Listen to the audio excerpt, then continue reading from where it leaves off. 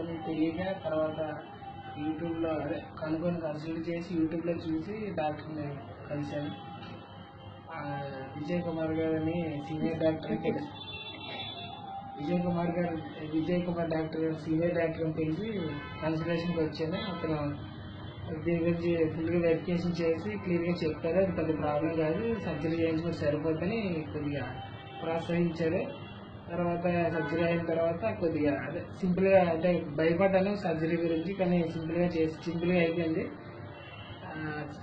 10 days కొద్దిగా recover అయ్యి హ్యాపీగా ఉన్నాను. డాక్టర్ గారు ఇస్ వెరీ గుడ్. ఇదే ఏ ప్రాబ్లం అయినా ఫ్రెండ్లీగా కన్సల్ట్ చేసి ప్రోత్సహిస్తారు. థ్యాంక్ యూ విజయ్ కుమార్ గారు.